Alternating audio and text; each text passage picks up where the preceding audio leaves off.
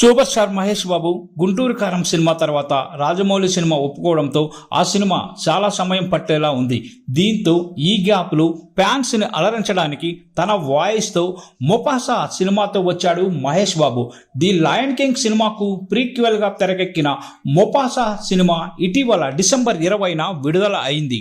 Disney animation సినిమాలకు ఇండియాలో కూడా మంచి మార్కెట్ ఉండడంతో ఇక్కడ కూడా కొన్ని లోకల్ భాషల్లో ముఫాసా సినిమాని విడుదల చేశారు మేకర్స్. ఈ క్రమంలో తెలుగులో ముఫాసా మెయిన్ లీడ్ సింహం పాత్రకు మహేష్ బాబుతో వాయిస్ డబ్బింగ్ చెప్పించారు. అలాగే మహేష్ కూడా ముఫాసాని ప్రమోట్ చేశాడు.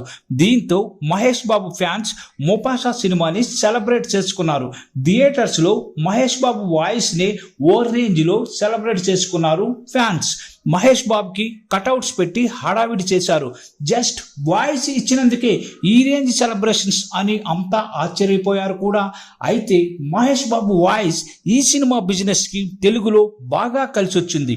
తెలుగులో ముఫాసా సినిమా 2.5 కోట్ల థియేట్రికల్ బిజినెస్ చేసింది. దీంతో ఈ సినిమా హిట్ అవ్వాలంటే 3 కోట్ల షేర్ అంటే ఆల్మోస్ట్ 6 కోట్లకు పైగా గ్రాస్ కలెక్షన్స్ వసూలు చేయాలి. అయితే ముఫాసా సినిమా రిలీజ్ అయిన 4 రోజుల్లో తెలుగులో 7 కోట్లకు పైగా గ్రాస్ వసూలు చేసినట్టు సమాచారం. అంటే ముఫాసా బ్రేక్ ఈవెన్ అయి క్లీన్ హిట్ అయినట్టే. దీంతో మహేష్ బాబు ఫ్యాన్స్ సంతోషం వ్యక్తం చేస్తున్నారు.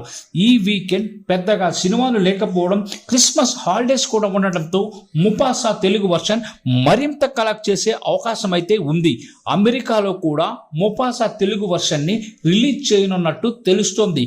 ఇక ఇండియా మొత్తం ముఫాసా సినిమా ఆల్మోస్ట్ 45 కోట్లకు పైగా గ్రాస్ వసూలు చేసింది.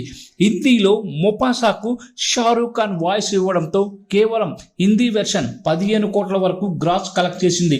మొత్తానికి హాలీవుడ్ యానిమేషన్ సినిమాకి మహేష్ బాబు వాయిస్ ఇవ్వడంతో బాగా కలిసి వచ్చిందని ఫ్యాన్స్ తో పాటు డిస్ట్రిబ్యూటర్స్ కూడా సంతోషం వ్యక్తం చేస్తున్నారు.